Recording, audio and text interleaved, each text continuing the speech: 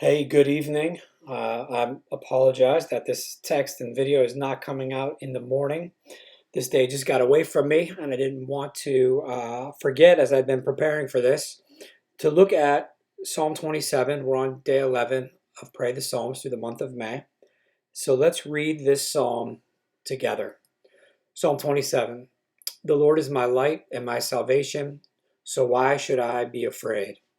The Lord is my fortress, protecting me from danger, so why should I tremble? When evil people come to devour me, when my enemies and foes attack me, they will stumble and fall. Though a mighty army surrounds me, my heart will not be afraid. Even if I am attacked, I will remain confident. The one thing I ask of the Lord, the thing I seek the most, is to live in the house of the Lord all the days of my life, delighting in the Lord's perfections and meditating in his temple. For he will conceal me there when troubles come. He will hide me in his sanctuary. He will place me out of reach on a high rock. Then I will hold my head high above my enemies who surround me. At his sanctuary, I will offer sacrifices with shouts of joy, singing and praising the Lord with music. Hear me as I pray, O Lord. Be merciful and answer me. My heart has heard you say, "Come and talk with me." And my heart responds, "Lord, I am coming." Do not turn your back on me. Do not reject your servant in anger, for you have always been my helper. Don't leave me now. Don't abandon me, O God of my salvation. Even if my father and mother abandon me, the Lord will hold me close. Teach me how to live, O Lord. Lead me along the right path, for my enemies are waiting for me. Do not let me fall into their hands, for they accuse me of things I've never done. With every breath, they threaten me with violence. Yet I am confident I will see the Lord's goodness while I'm here in the land of the living. Wait patiently for the Lord. Be brave and courageous. Yes, wait patiently for the Lord. So we see a lot of things happening here in this psalm. He starts out with God being his light and salvation, and why should he be afraid? And then he starts to talk about his enemies and the role that God is playing in his life. So I encourage you to go back through and to think about, read it 2, 3, 4 times. What words have stood out to you, and why do you think that is? For me, the word confident came out. It's in verse 3. It's again in verse 13. 2 times the word confident. He uses it in the context of, even when I'm attacked, I will remain confident.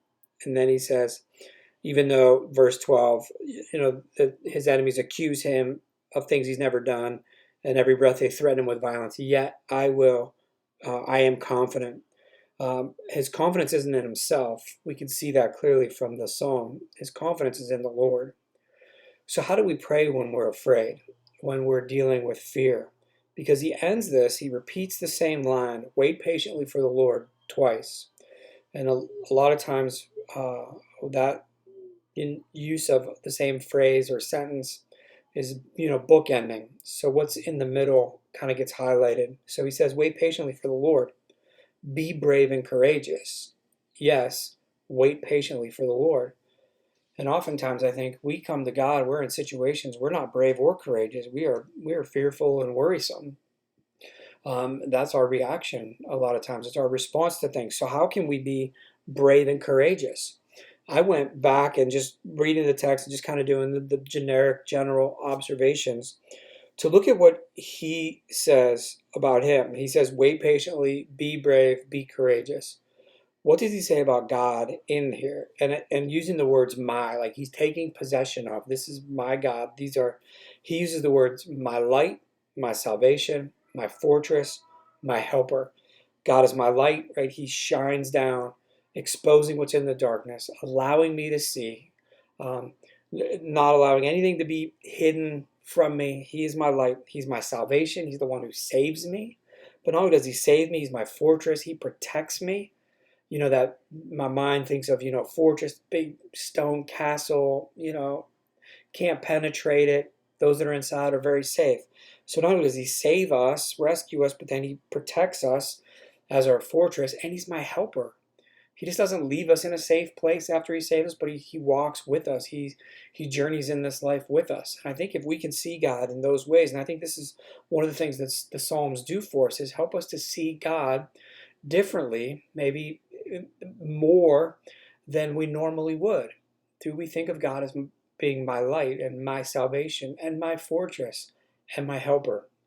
Because I think if we can see God in that way and we rely on him for those things, then we can say, in the midst of a fearful situation, I can wait patiently. I can be patient.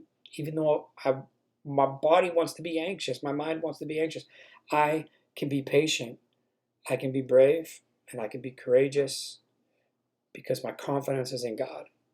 So I encourage you to look through that text, find things that you can thank God for, find something that you need to confess to God where you've fallen short, and then find something that you can ask him for.